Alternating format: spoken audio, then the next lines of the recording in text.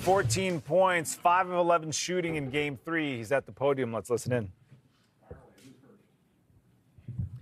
Buddy, eventually some threes started falling. You helped out in that department in the second half. But what were the challenges in that first half when you guys went 0 for 5 from 3? It's like they weren't, the opportunities to take 3 weren't even coming as well. Yeah, we do. I mean, you look in the first 2 games before that, we was not able to get threes up. The only person probably get threes up was probably Steph. And when Steph was not out there, the way they're gravitating to me, just got to find a way to get some up, you know. And you don't want to be forceful out there and take the energy of the team and they want to take bad shots. You feel like, you know, and everybody was like, you know, you got to get threes up, but you got to stick to the energy of the game and flow of the game. And I think the flow of the game had a 2-point lead coming into halftime.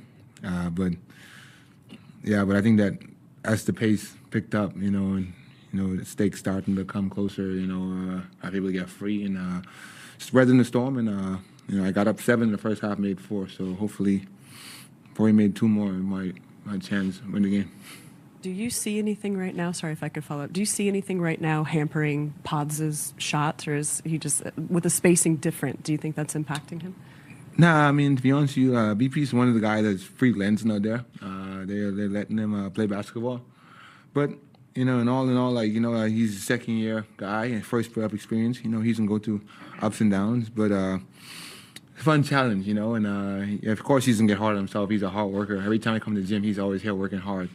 And I just told him after the game, next shot, best shot. You can't worry about it. Just live in it now. And, you know, BP's can come around for us. You know, you just got to trust it.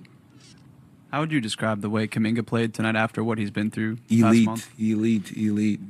This is Jonathan we missed. We just know Jonathan we know he was capable of. I'm so happy for him to see him just be aggressive and play basketball and without second guessing himself, you know. And like he said in the last interview, you know, he feel like he got his confidence back and his feet are under him. And I think he did a great job tonight. Following up on that, you're one of the guys who we know has brought joy to this team, both on and off the court.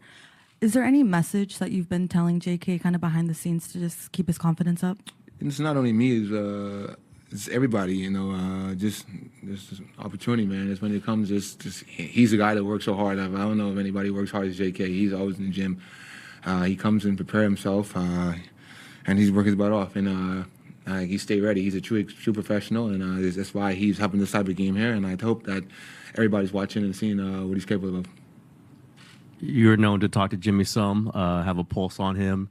What did you think just being around him in this game? Where was his, you know, did he have a super high energy level even before the game? Oh, Jimmy? Yeah. Jimmy was good. You know, he's just been coming to being a pro. You know, he had 33 tonight. He willed us all the game. He willed us all game, and we're gonna even do it again for Game 4. He's doing all he can do, man, and we just gotta be ready to buckle down and give him some more support. Myself, everybody, VP, just locking in. The role players need to help Jimmy out some more, so that we can like tie this up and go back to Minnesota. Steve's talked a lot about having the formula with Steph. Now it has to change. Do you think you had a new formula tonight? Do you think this can carry over to the next game? You know, we had the game in front of us. You know, I don't know, it was a 6-minute mark. We were up like 3 or 4 or 5 maybe. And we got to get away from us. We just got to be able to protect the basketball and weather the storm and just get the ball to Jimmy and let him figure it out for us.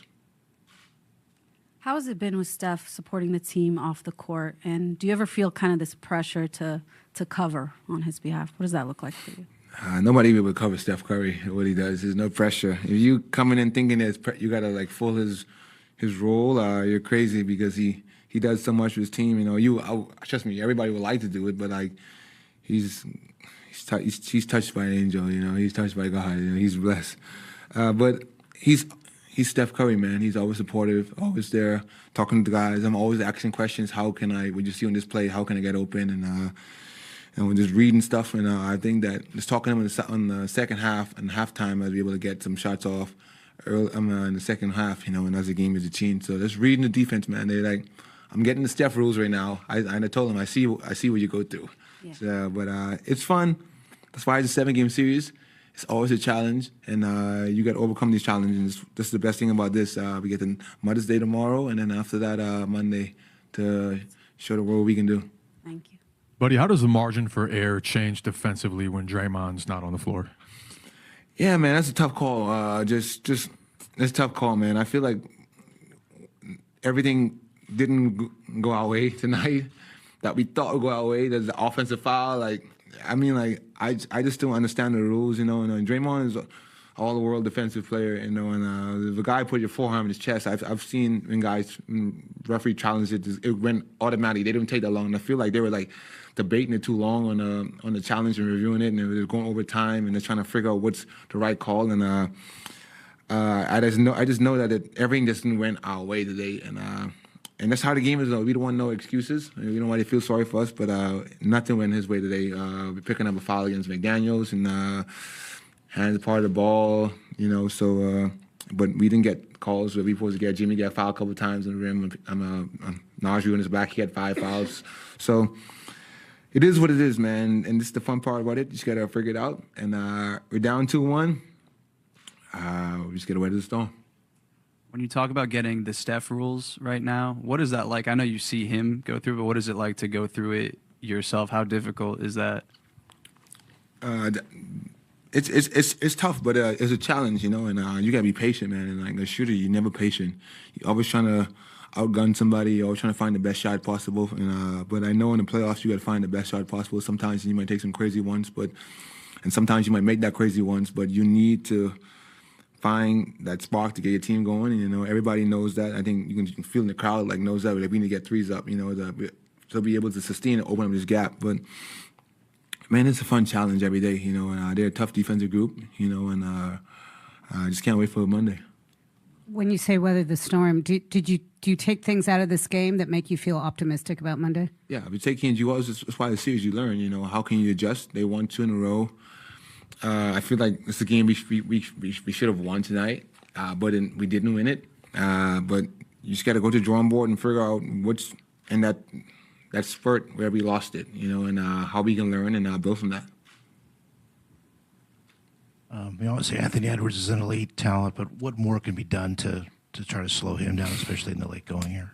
He's going to get a lot of volume of shots up. He was 13 for 28, as expected, 5 from 14 with 3. I mean, he did his thing. We just got to try to be limited, more touches. Fano, when you don't give him the easy ones. He didn't couple of loose ball plays, didn't went our way. He got a couple of threes off, a couple of stick hands, and just keep him going downhill. Try to stay in front of him as much as we can.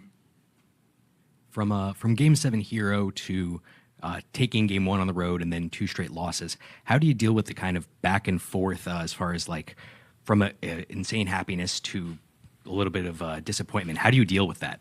I mean, this is the NBA, man. You can't get too high, can't get too low. You enjoy it when you can, but it's on to the next. Like you said, Game 7 is you win that. We couldn't even enjoy it because we were trying to watch film on Minnesota, and one day off, and then after the next game playing, and we won that one. But it's NBA, you can't get too happy, you gotta be complacent. This is we haven't won anything. We move it to the next round, but nothing has not been won. Our goal is to win the championship.